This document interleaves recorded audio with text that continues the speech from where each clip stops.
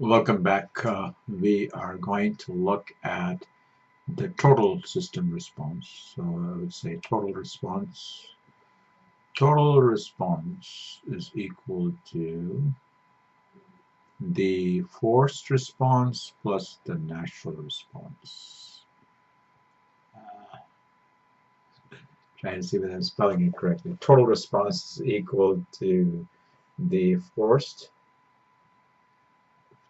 response plus the natural response. All right, so let's talk about this. And let's say we have a transfer function, and I want to say g of s is equal to s plus 2 over the s plus 8. So this is your transfer function. Write this again here, transfer function. So this is your transfer function, okay? Now, to this transfer function, let's say this is our plant. And of course, this is still an open loop system.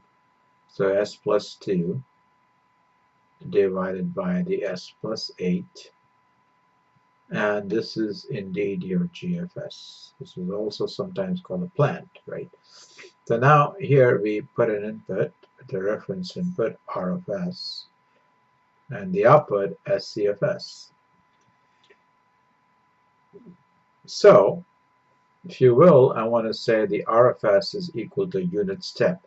So the Laplace transform of unit step is just going to be 1 over S. And we can compute the output transform. I call this output transform, CFS. And I think that's what the textbook also calls it for you, output response, or output transform rather. Let me write this down, output transform.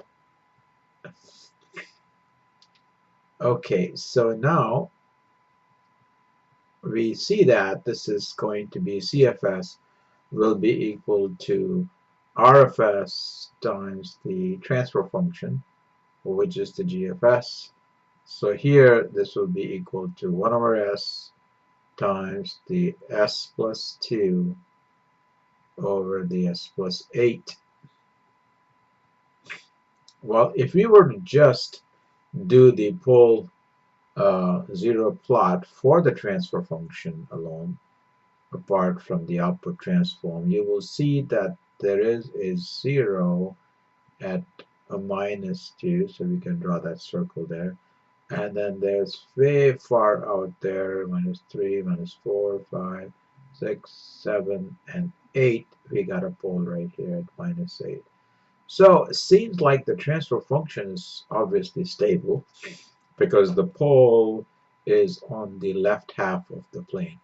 However, to get the response, the output response in time domain, we are going to have to do the partial fractions for this and then apply what you call is the inverse Laplace transform.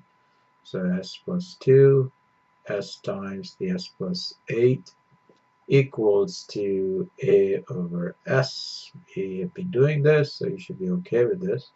Partial fractions, that's what they call it, s plus 8.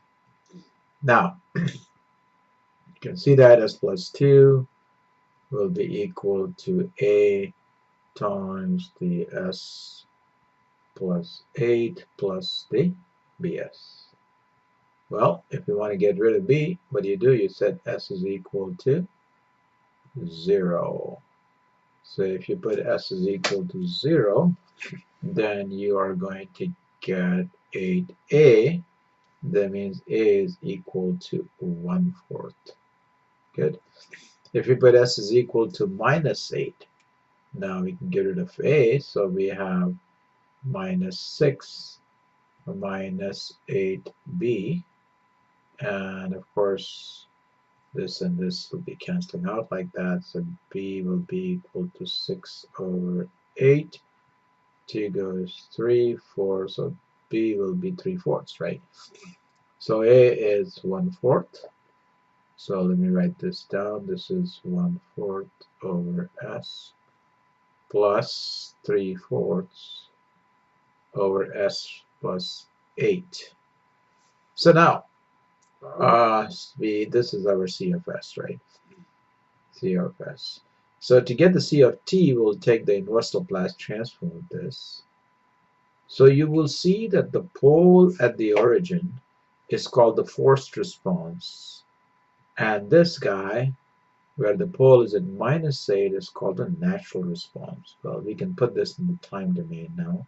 So C of t will be equal to 1/4, and this will be plus 3/4 e to the power of -8t.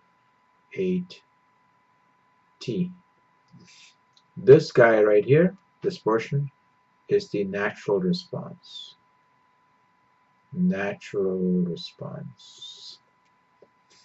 Natural response. And this right here is the forced response. So the bottom line is, when you're developing these systems, you want to make sure that as t goes to infinity, this whole thing, as t goes to infinity, this whole thing must be going to 0. And then you should be left with the forced response if you want your system to be stable. Now, if t goes to infinity, this is going to infinity, then obviously your system is not going to be stable and it will explode. So I will see you shortly in the next video, where we are going to discuss about the time constant, the rise time, and the settling time. Thank you.